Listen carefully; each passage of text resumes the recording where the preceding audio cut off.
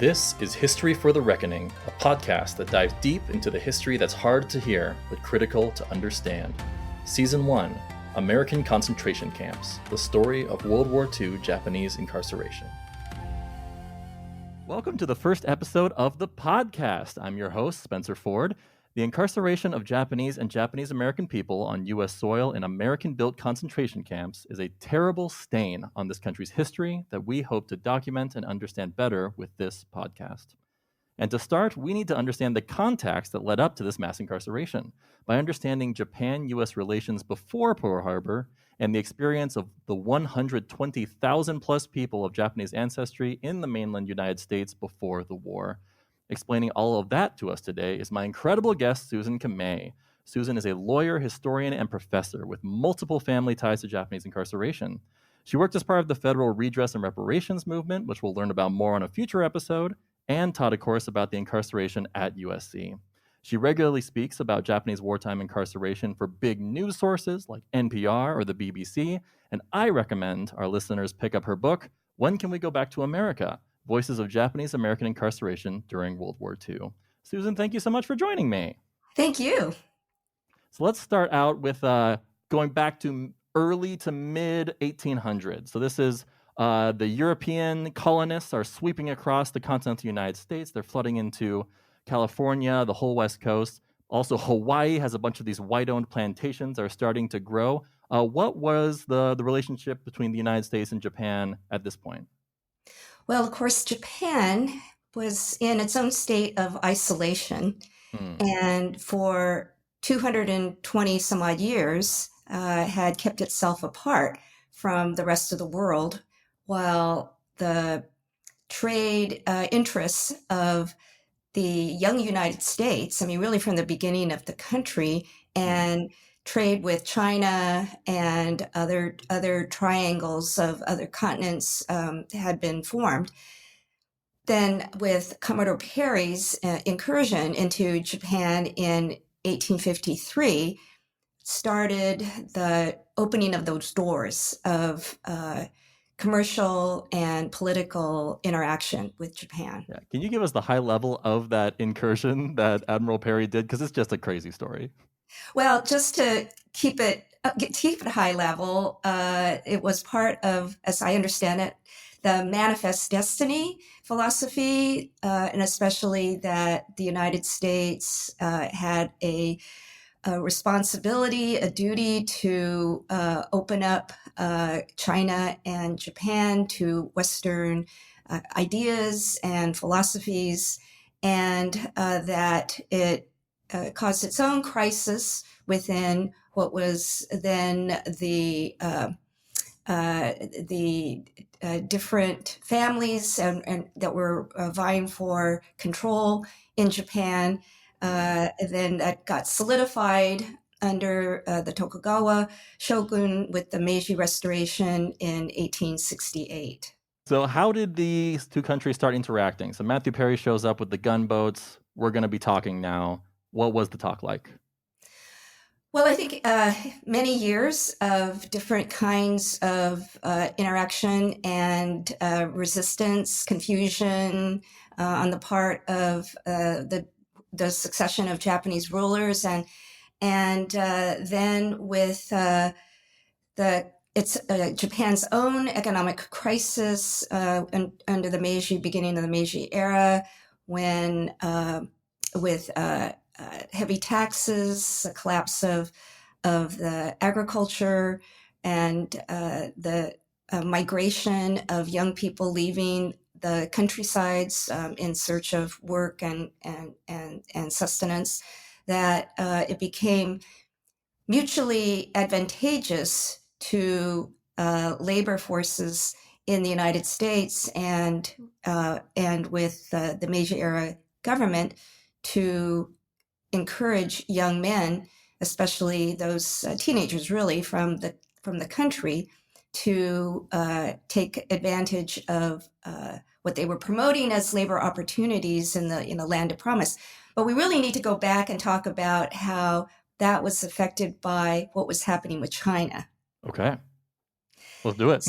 Okay, so the labor brokers of those captains of industry, railroads, the plantations in the territory of Hawaii, the coffee, pineapple, sugarcane, had sent labor brokers to China to be the indentured servitude, if you will, to come to the Golden Mountain, the land of opportunity, and Okay, so that the plantation created. owners sought them out, not the other way around. Well, they sent these labor brokers Okay. to China, and then with the promise of uh, uh, opportunities and it Hmm. being the land with paved with gold. They came over and were, as I think is probably well known, the labor force for the intercontinental railroads,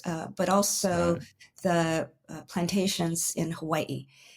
The short story is that the uh, labor force from China was viewed as being suitable, in fact, desirable for dangerous, backbreaking, hazardous labor, Hmm. but never to be naturalized as American citizens and to be worthy of being assimilated into American society. The Naturalization Act of 1790 also set in place, really from almost the very beginning of our country, that only a quote unquote free white person could be naturalized. Mm. So, over the decades, the centuries, especially with jumping ahead to the 1922-23 Supreme Court decisions, Thin and Ozawa, that uh, someone of Japanese and Chinese ancestry would not be considered a free white person eligible for naturalization. Oh, so So in same this rule from the 18th century still applied. 1790, Wow. so when the Chinese laborers were in such a number, and then with the rise of yellow peril, categorizing the Chinese as treacherous and immoral and dangerous, that the Chinese Exclusion Act of 1880 shut down that labor pipeline. And that's when those labor brokers turned to Meiji era Japan. Gotcha. So now these labor brokers are like, well, we still want to make our money. We still got to find laborers. Japan seemed like fertile soil. So that's when that intersection of the Meiji era interests and the U.S. trade and labor force uh, interests coalesced, and those labor brokers started going through the rural areas of Japan, the Southwest prefectures. So those of us that have our own family immigration history from this era, we tend to have family roots in Hiroshima, Fukuoka, um, Yamagata, those southwestern Wow. rural prefectures. So what was the sales pitch of the brokers? Well, that if especially for a boy, a teenager, a young man, unless you were the number one son, you weren't going to inherit any family business or assets. And Sure. so, if you were a son after the number one son, you had to make your own way. Often they were what was called apprenticed out to other families that might not have had sons Mm. or that had some willingness to take on uh, a boy, a teenager, a young man. And in fact, this was the story of my dad's grandfather, my dad's grandfather, and my dad's father. Oh, wow. So what So, can you tell us about his story specifically? well, uh, so actually, this is a little bit of evolution of my family name. Okay. He was born as a Wakita, and then he was apprenticed into the Wada family. So his name became Wada. Then, jumping ahead, when he marries my grandmother, whose name was Susan Kamei, she was the only child and a girl. And so the Japanese Mm. custom to keep the last name of the family going was to have the groom take the name of the bride. And so then my grandfather's name became Kamei. Oh, so he became the inheriting son for So her he, family. well, he took on her name. Okay. So that's how my name is Kamei. Yeah. So if he got married in Japan, why would he want to leave his family?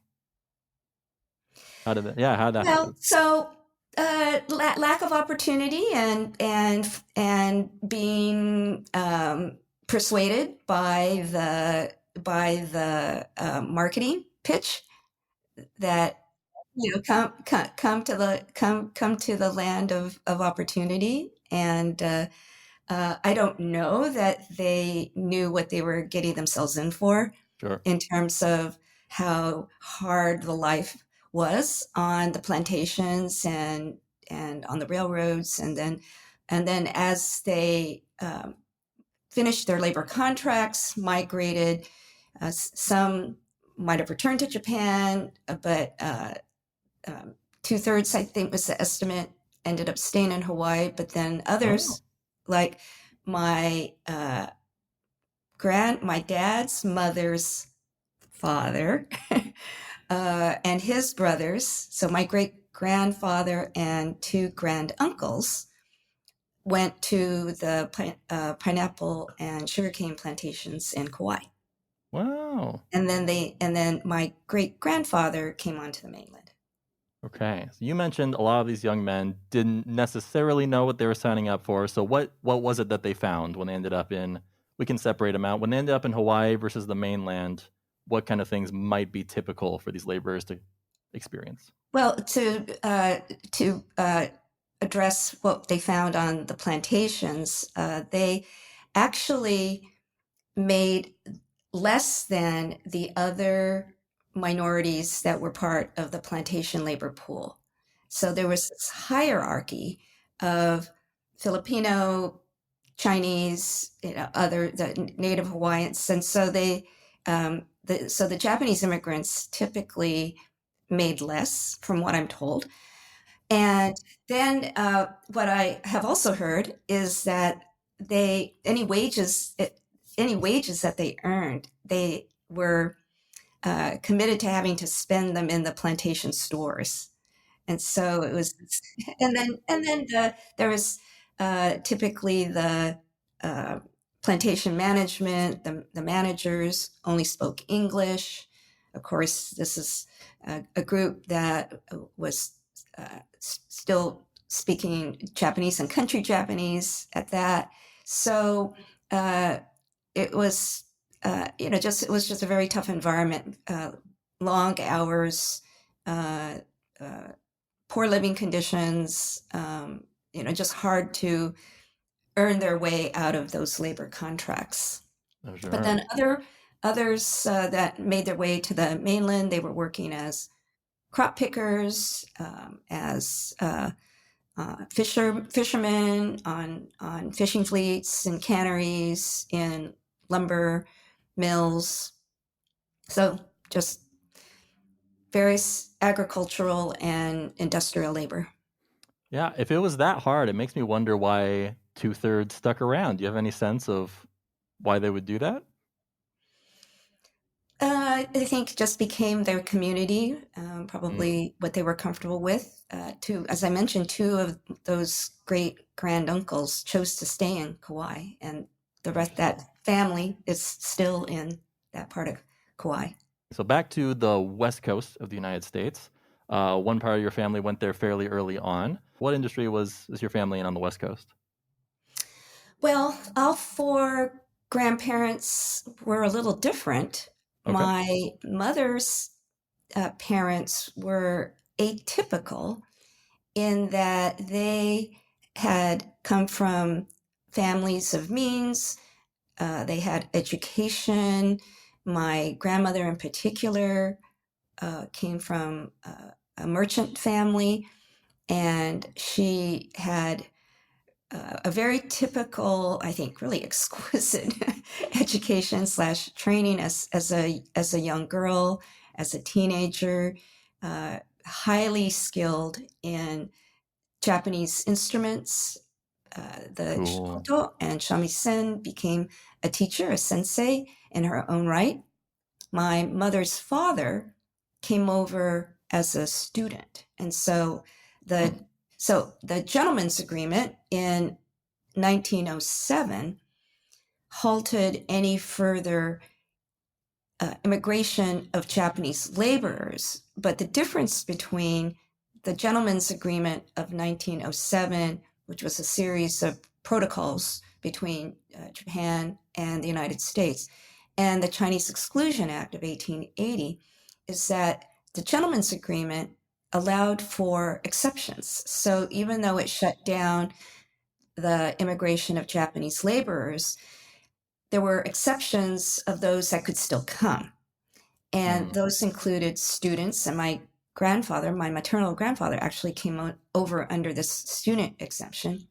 Ministers, merchants, women, and especially women who were coming to join a husband. This was the picture bride phenomenon, that they represented that they had already married and had this ability to, if you will, join their husband over here.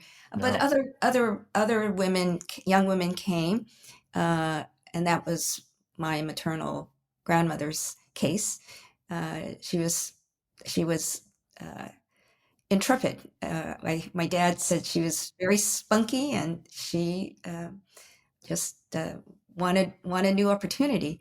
So the majority, though, of the Japanese immigrant communities were from these rural areas, very humble backgrounds. I think Mm. what became the basis of the success of the Japanese American farmers were that they had come from agricultural areas. You mentioned gentleman's agreement, so somehow the U.S. was starting to feel like we're getting too many laborers from Japan. Maybe they're afraid of them the same way they were the Chinese. So they just wanted to cut off that supply. Did that expel anyone, or is it like if you're already here laboring, you can stay?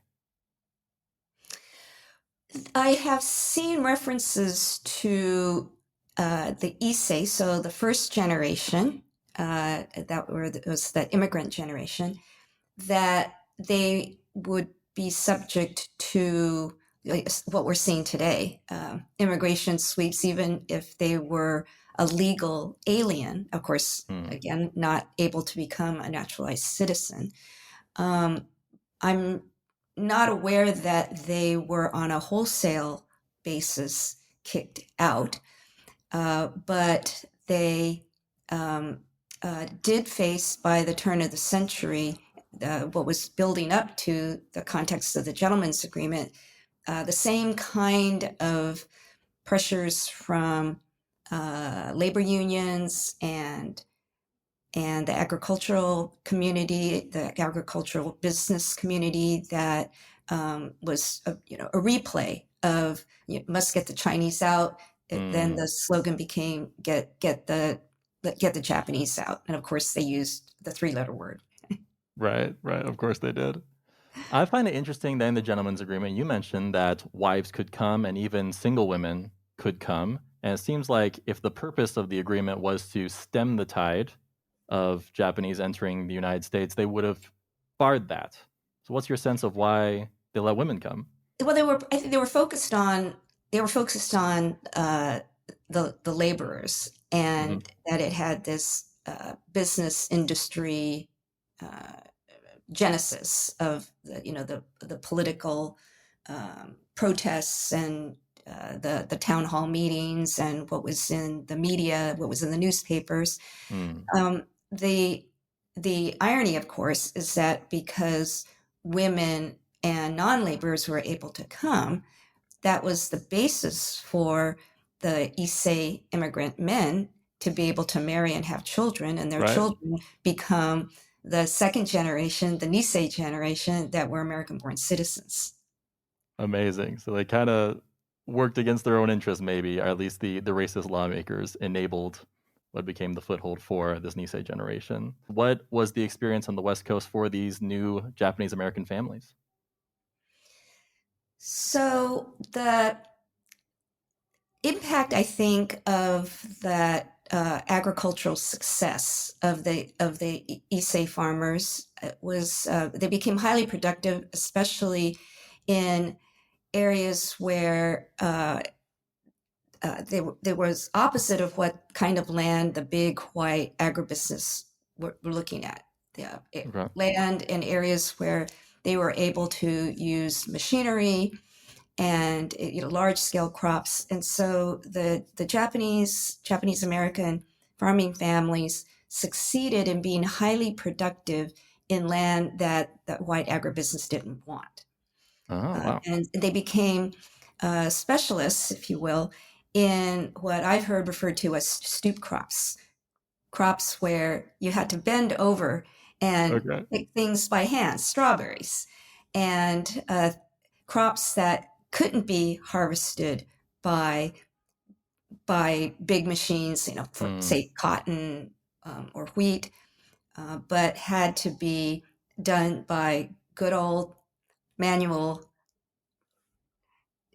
tough labor, Back-breaking labor, yeah. backbreaking labor. Yeah, and so it was the productivity, their ability to produce uh, vegetables in particular on Mm. on a highly productive rate.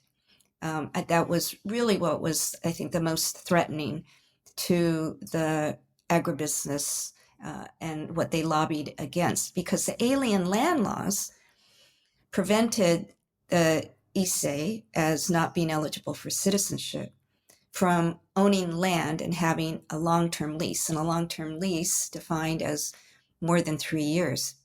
So Whoa. my dad's family were my that grandmother and grandfather uh, that got married and got matched and got married in Gardena, California, so the South Bay. Cracks me up because in 1930 they thought that the South Bay had become, quote unquote, too crowded and moved to Orange County. Yeah. Little did they know. So my dad's family uh, were known for their celery, but they grew other crops. And when I was younger and before I learned about this history in this kind of detail, my dad had mentioned that his family had moved every 2 years or so, every 2 to 3 years, and that Oh.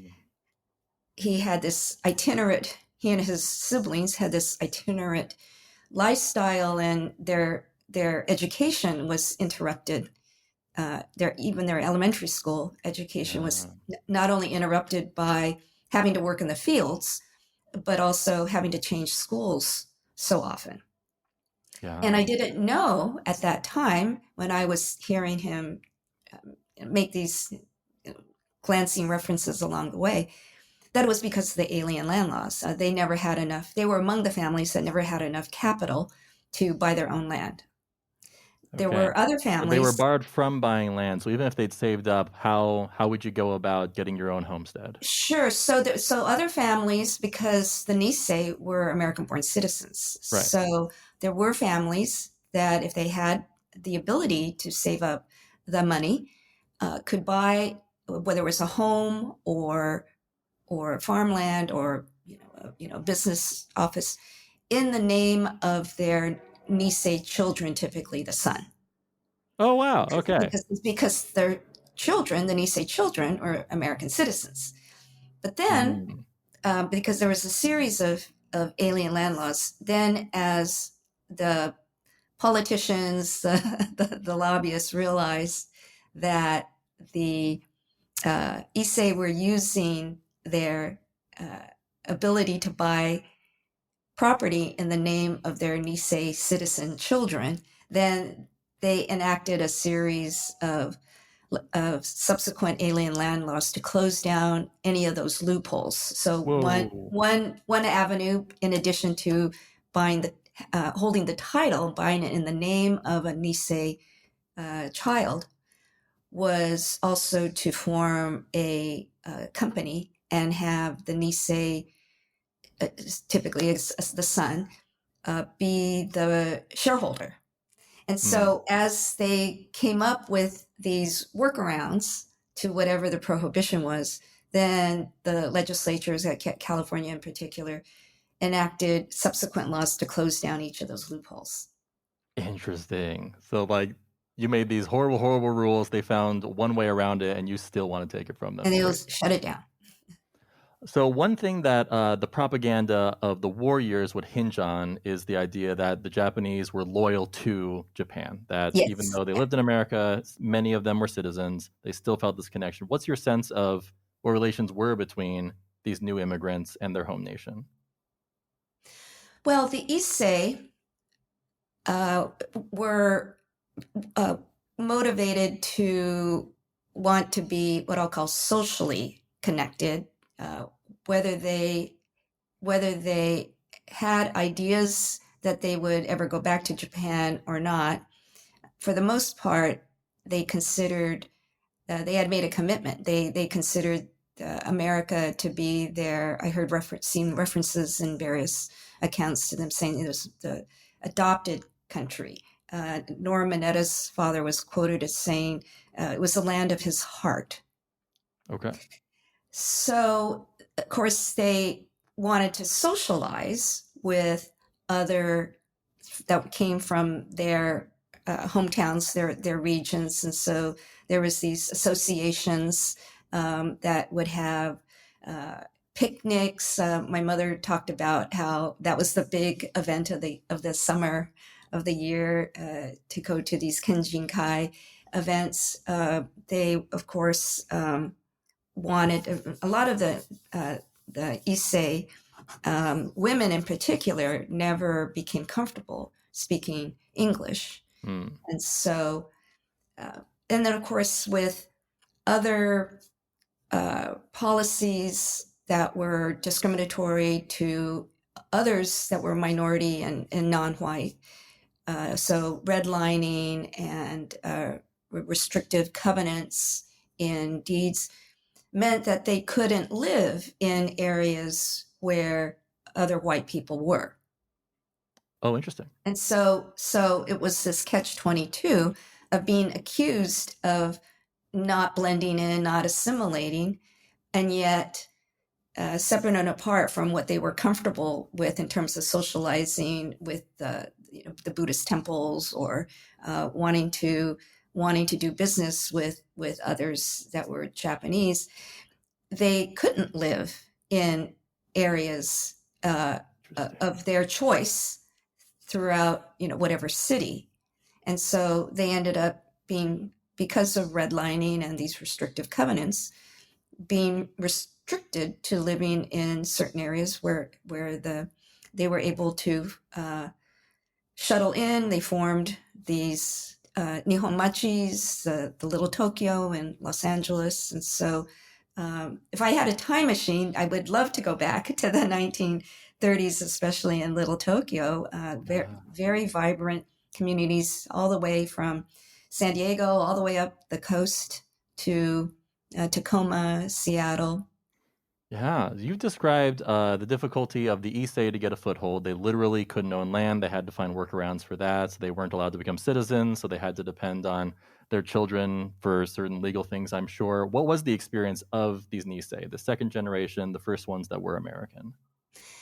They considered themselves to be American. There was a category called Kibe of Nisei who were born in the US, but for various reasons related to taking care of grandparents back in Japan, or the parents, the Issei parents here in the West, not able to support children, or thinking that it was important to have some Japanese education and develop Japanese language skills, would send those children to Japan, in some cases for months, in some cases for years. Wow. In my family, we have friends that they were actually from Hawaii, and they were actually caught in Japan with Pearl Harbor, and one of those ended up just living the rest of her life in Japan. But so the Kibe were their own category, but by and large, the Nisei that were children were young children, teenagers, young adults at the time of the Pearl Harbor attack. So about 2/3 of the Japanese population at that time were Nisei American born. Wow. And so they only they only knew of course, to be Japanese. They were the bridge generation, I call it, because they were Japanese at home, speaking Japanese with their Issei parents, but going to school and playing baseball and hating to go to Japanese school and Yeah. wanting to eat American food, wanting to listen to the popular music, kind of putting up with the customs of their Issei parents. We're coming up pretty close to the wartime years now. I wonder if we can circle back to the other war. So World War I came around. I've seen some accounts of Issei who chose to serve for the United States. I wonder if you can share any of those stories.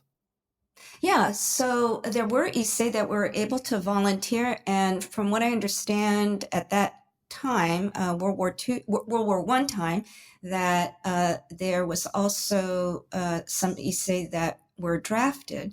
There is Whoa. a photo of a World War I Issei veteran who wore his uniform to report to the assembly center. Okay, that's And so you're saying when they were rounded up for these or concentration camps, he came in so his World War to One uniform. demonstrate, even though that Issei was not able to be a citizen, but wore his U.S.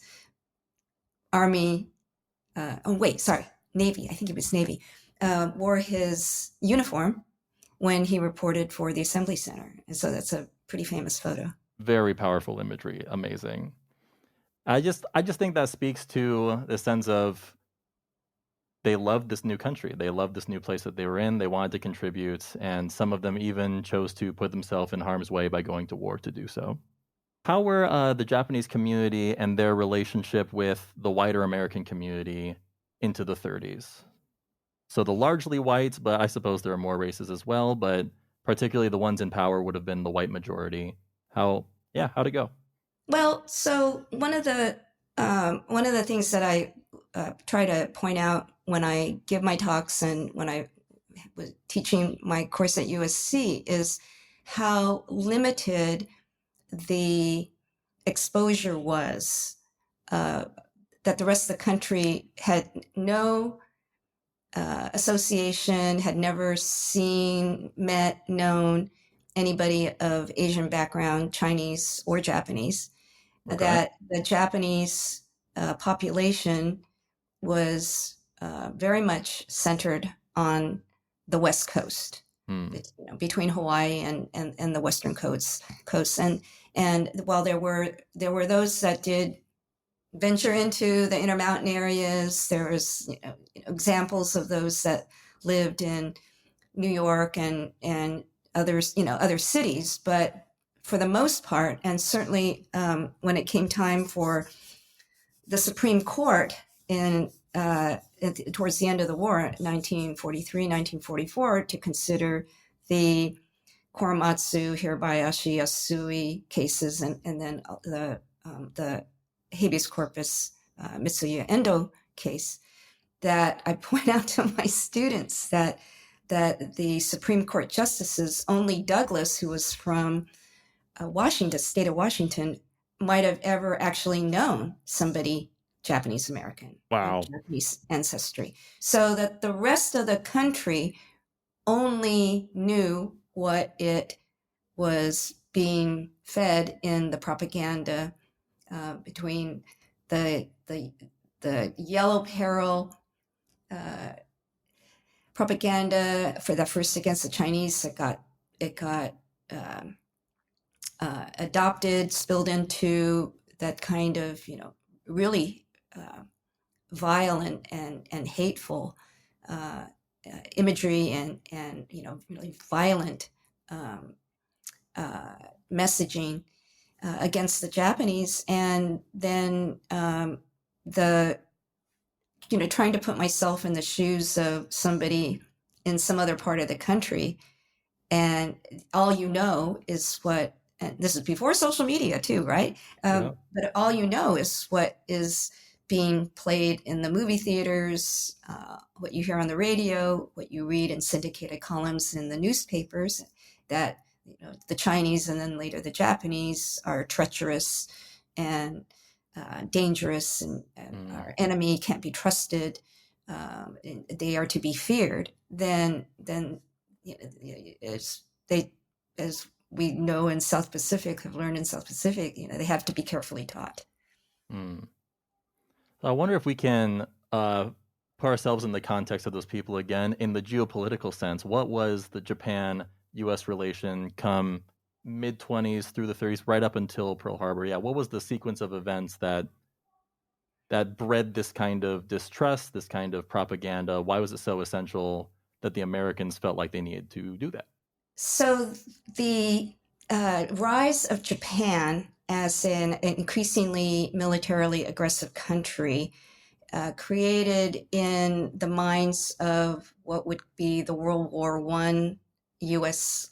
political leadership and administration the fear of Japan as being a quote unquote problem. So you see references to the Japan problem or the Japanese problem, and that what FDR early in his career and his cabinet, as they were young professionals coming up through the ranks of either the government, the military, and becoming increasingly engaged and well known as politicians, then they were of that era that viewed Japan long before World War II as a threat.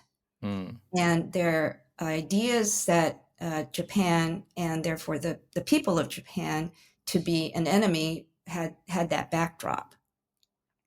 So, and even in the 1930s, FDR was suspicious of looking at the question of the loyalty of the Issei and what became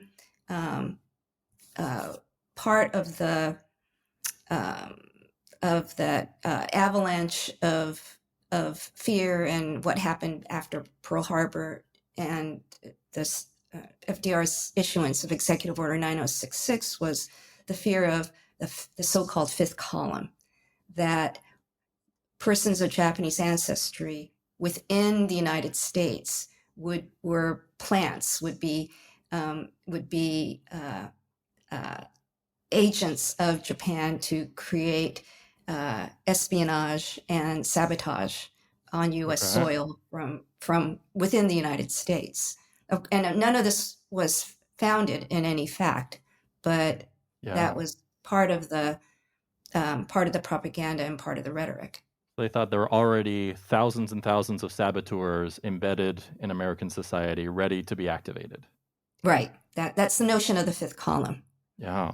So what was it the government was doing on the local level then? If they feared this, it sounds like many fears that we've heard across decades and years, that when we fear a group, we want to restrict them or monitor them. I'm wondering if those kinds of activities were already happening. Were they the Japanese communities being infiltrated, being watched? Yeah. So there was a department within the Justice Department that was the Alien Control Group, and that was what they were called.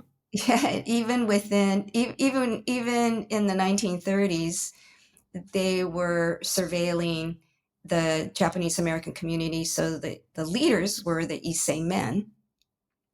And even before Pearl Harbor, they had agents that were doing things like reading newsletters of community organizations and looking at the bulletin boards and just seeing whose names were coming up as the community leaders. So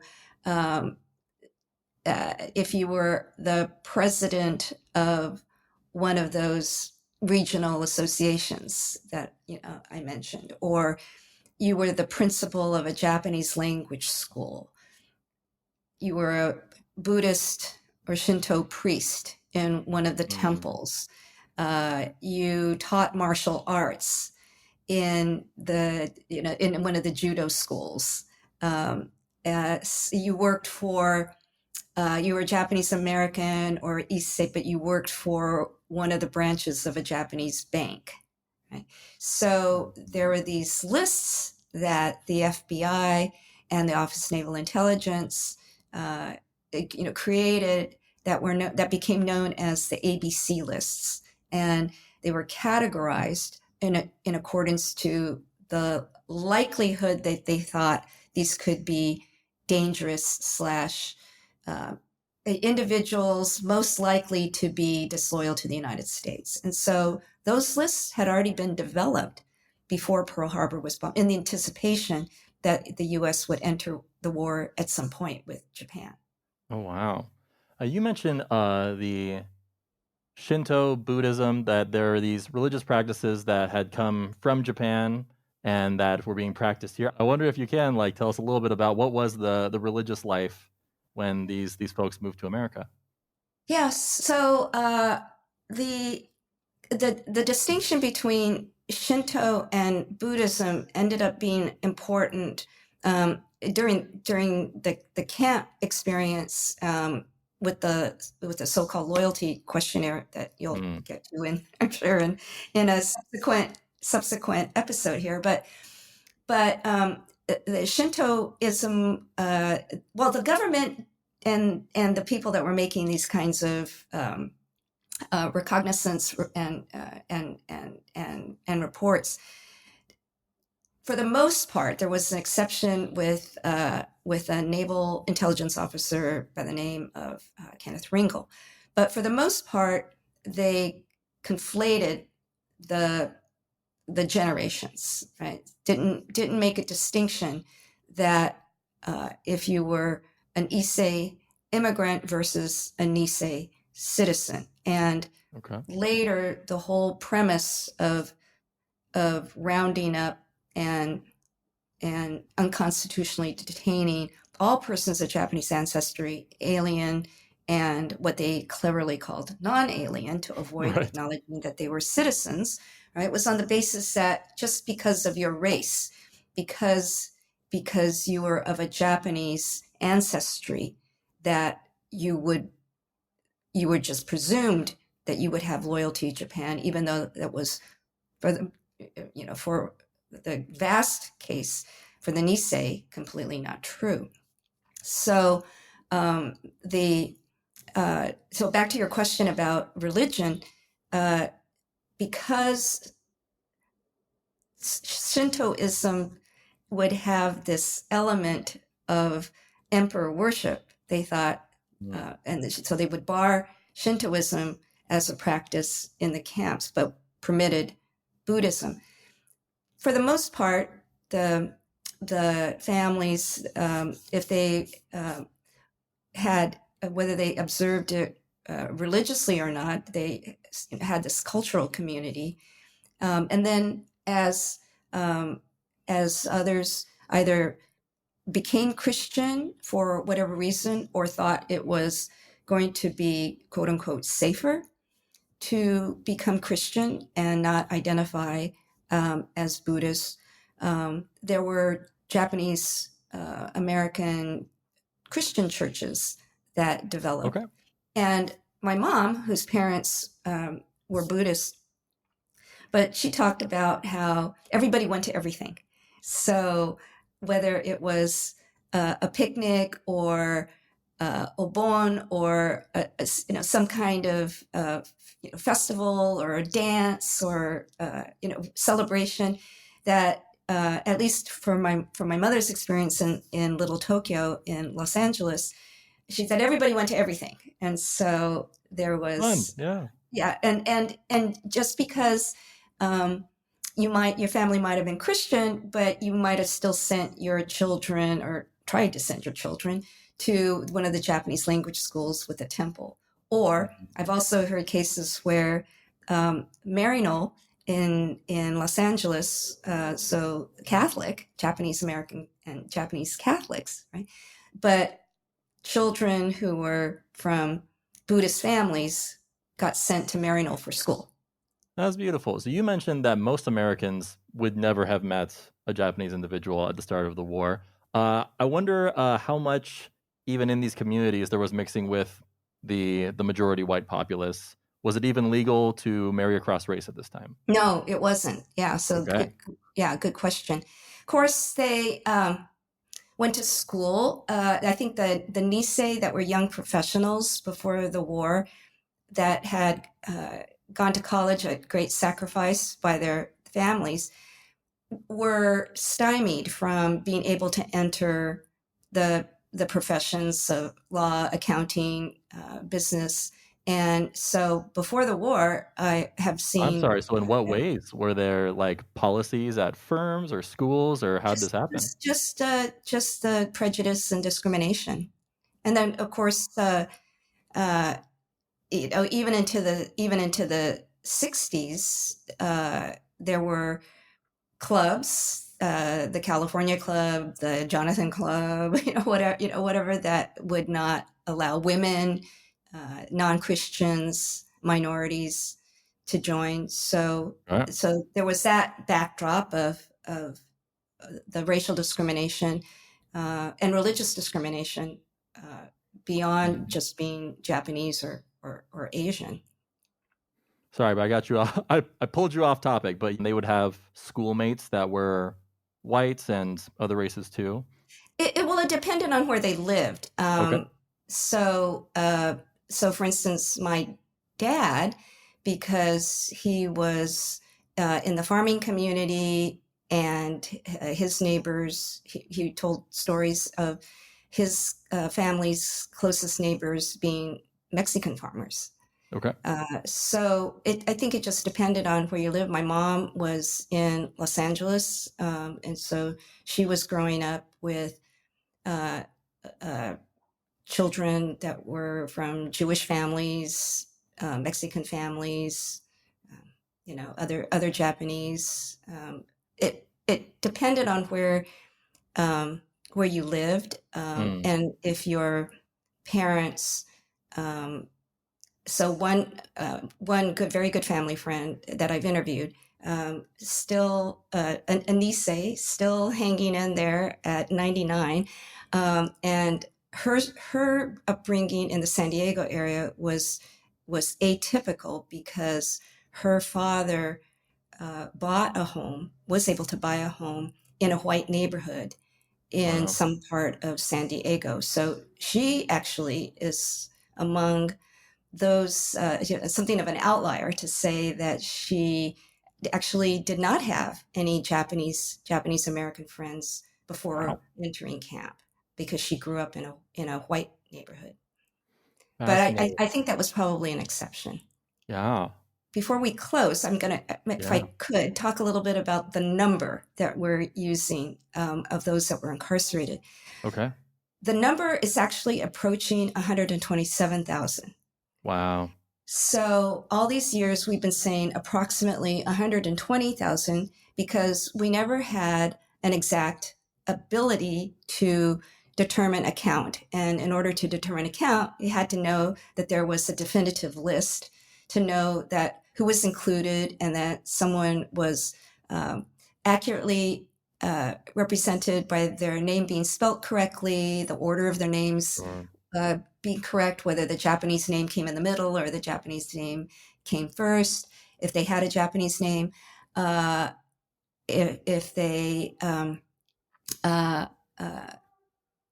had not been included in one of the 10 War Relocation Authority final accountability rosters, which was mostly the basis of where we got the estimate of 120,000. But I've been part of the Ep project. It's been just one of the most gratifying things I've done in my life to be able to do research to identify more of those that fell under the definition of incarceration and include their information in this list. But whatever the number ends up being, I think we'll probably push it over 127,000.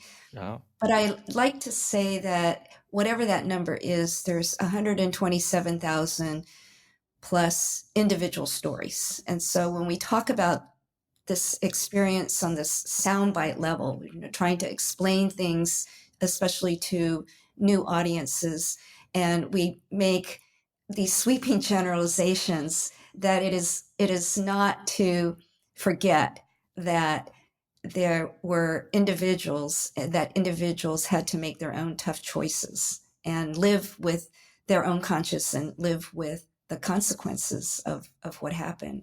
And so I like to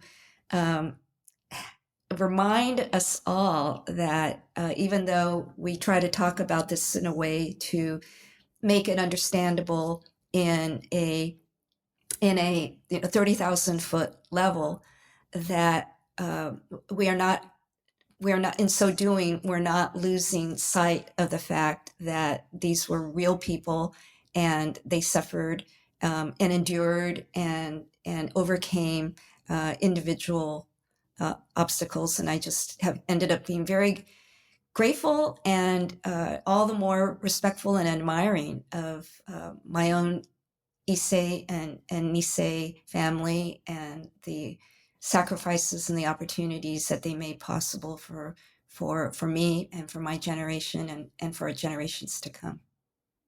I think that is a beautiful reminder. I think I'll just echo Susan's sentiment as we go through this history that we're going to cover in this podcast. I hope everyone listening can think about the individual stories, the individual choices, and all of the real people that this all happened to. Susan, thank you so much for coming on. Thank you for sharing your expertise. Thank you very much for having me. Season 1 of History for the Reckoning is made possible by support from the JACL Mount Olympus chapter, as well as generous financial support from the Takahashi Family Foundation and the JA Community Foundation. The music was produced by Patrick Coffin. If you want to support the show, follow us on Instagram at History for the Reckoning. Sign up for our newsletter at History for the Reckoning on Substack, where you'll also find the show notes for each episode, or support us financially through Patreon at patreon.com/historyforthereckoning.